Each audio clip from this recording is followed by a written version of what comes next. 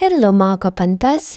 Ang pag-uusapan natin ngayon ay subtraction of integers. Meron tayo ditong apat na problem. So, ang pinaka-main role lang sa subtraction of integers ay yung subtraction symbol ay change natin into addition symbol, pati na yung katabi nito. So, try naman natin itong una, positive minus positive. So, meron tayong number 1 problem, positive 7 minus positive 3.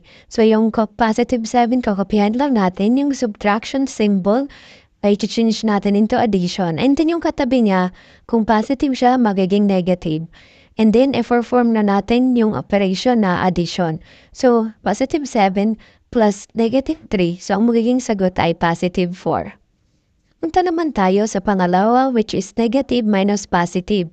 Gaya ng ginawa natin sa una, kokopyahin natin ang symbol or ang sign ng unang given which is negative 5. Yung subtraction, magiging addition, magiging plus. And then yung katabi niya, magiging negative kung positive man ito. And then perform the operation, negative 5 plus negative 2 ay magiging negative 7. Punta naman tayo dito sa pangatlo. Positive minus negative. So, merong problem dito na positive 8 minus negative 4. Kopyahan lang natin. Positive 8. And then, katulad ng ginawa natin sa pangalawa, change natin into addition yung sign. And then, kung negative, ang katabi magiging positive. So, i-perform natin ang addition. And then, 8 plus 4 magiging 12. Punta naman tayo sa pang-apat at panghuling problem. So, meron tayo negative minus negative.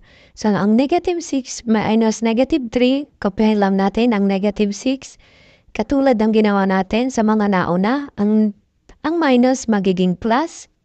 And then, ang katabi niya ay change natin ang sign. So, kung negative, magiging positive. After that, pwede na tayong mag-add. Negative 6 plus positive 3 ay magiging negative 3. Kinuha natin yung sign o ginaya natin ang sign mula sa bigger number.